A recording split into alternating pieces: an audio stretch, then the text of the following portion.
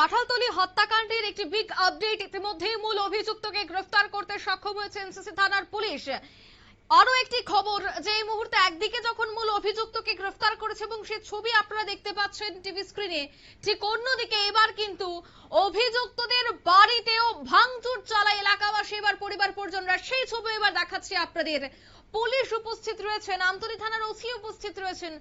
ওসির সামনেই কিন্তু সেখানে ভাঙচুর চালানো হয়, হাতে লাঠি সোটা নিয়ে পরিবার পরিজন এবং এলাকাবাসীরা অভিযুক্তের বাড়ির সামনে যায় এবং সেখানে ভাঙচুর চালানোর চেষ্টা করে। আমরা সেখানে টিএসআর কেও দেখতে পাচ্ছি। পুলিশ কিন্তু তাদেরকে আটকানোর চেষ্টা করে। দেখাবো প্রথমেই সেই ছবি।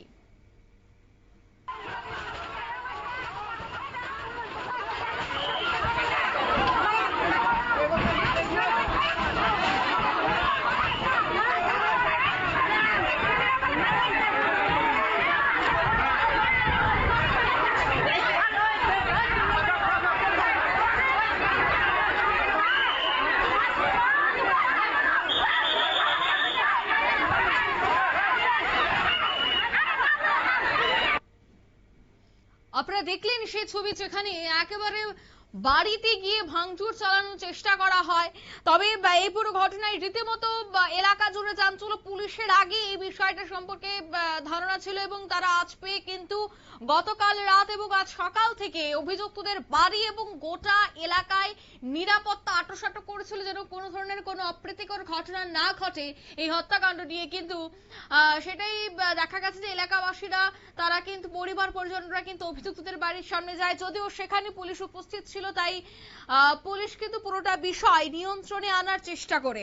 আর সেই জায়গায় আবারও একবার প্রশ্ন উঠে যে পূর্ব শত্রুতা কি শেষ করে দিল বা কেড়ে নিল এই তরতাজা প্রাণ, নাকি খুনের পেছনে লুকিয়ে আছে আরো বড় কোনো রাগ, প্রতিশোধ, পরিকল্পনা? গভীর রাতের অন্ধকারে কাঁঠালতলীতে যুবক সমীর দাসের রক্তাক্ত দেহ উদ্ধারকে কেন্দ্র করে তীব্র চাঞ্চল্য, আতঙ্ক আর ক্ষোভ গোটা এলাকা জুড়ে। অন্যদিকে সমীর দাসকে খুন করা হয়েছে বলে সরাসরি অভিযোগ তুলেন প্রতিবেশী স্বপন সূত্রধরের দিকে অভিযোগের আঙুল তুলেন স্থানীয় বাসিন্দা যুবক। তবে পরিবার পরিজনেরও কিন্তু ঠিক একই অভিযোগ রয়েছে। এদিকে এই পুরো ঘটনায় দেখা গেছে মূল অভিযুক্তকে গ্রেফতার করা হয়েছে। বর্তমানে এলাকায় মোতায়েন করা রয়েছে অতিরিক্ত পুলিশ। মৃতদেহ ময়নাতদন্তে পাঠানো হয়েছে হাপানিয়া মেডিকেল কলেজ হাসপাতালের মর্গে। অভিযুক্তদের খোঁজে তল্লাশি চালাচ্ছে পুলিশ। তবে এর মধ্যেই কিন্তু দেখা গেছে উত্তেজিত এলাকাবাসীরা মূল অভিযুক্ত স্বপন সূত্রধর এবং বাকি অভিযুক্তদের বাড়িতে পুলিশের সামনেই হামলা চালায়, ভাঙচুর করে। যদিও পুলিশ পরিস্থিতি নিয়ন্ত্রণে আনার চেষ্টা করে। সে বিষয়ে বক্তব্য শোনাবো আপনাদের।